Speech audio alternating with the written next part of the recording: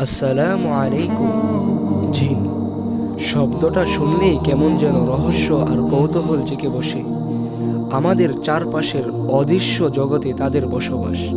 কিন্তু এই জিন আসলে কারা? তাদের ক্ষমতা কতটুকু?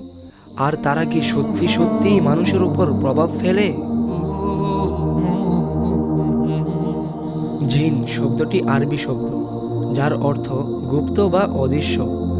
মানুষ তাদেরকে দেখতে পায় না, কিন্তু তারা মানুষকে দেখতে পায়। আর এই অদৃশ্য জগতের অস্তিত্ব স্বীকার করা ঈমানের একটি অংশ, যা ঈমান বিল গায়েব।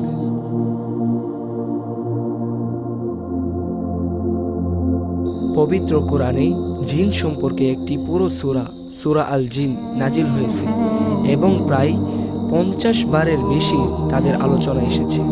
এই তথ্যই প্রমাণ করে যে জিন কোনো কুসংস্কার নয়, বরং আল্লাহর সৃষ্টি একটি বাস্তব সত্তা। আল্লাহ তাআলা মানুষ ও জিনকে শুধুমাত্র তার ইবাদতের জন্য সৃষ্টি করেছেন। সূরা আয-যারিয়াত 56।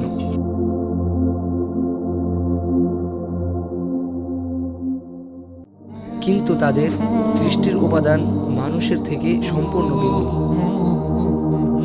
পবিত্র কোরআনে আল্লাহ তাআলা বলেছেন, তিনি মানুষকে সৃষ্টি করেছেন পচা কাদামাটি থেকে এবং জিনকে সৃষ্টি করেছেন আগুনের শিখা থেকে।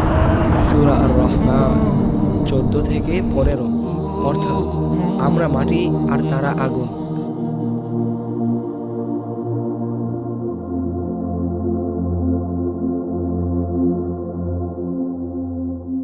এই মৌলিক পার্থক্যই তাদের প্রকৃতি ও ক্ষমতার ভিন্নতার কারণ।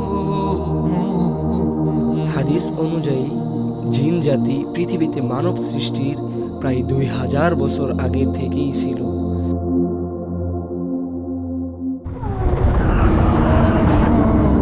জিনের আদি পিতার নাম সামুদ।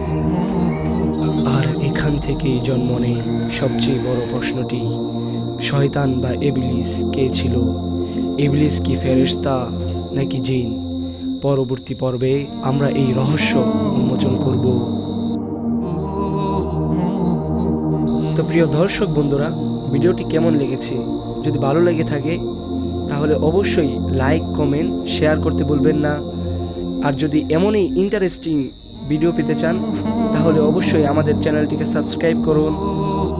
আর যারা ইতিমধ্যে আমাদের চ্যানেলটিকে সাবস্ক্রাইব করেছেন তাদেরকে অসংখ্য ধন্যবাদ।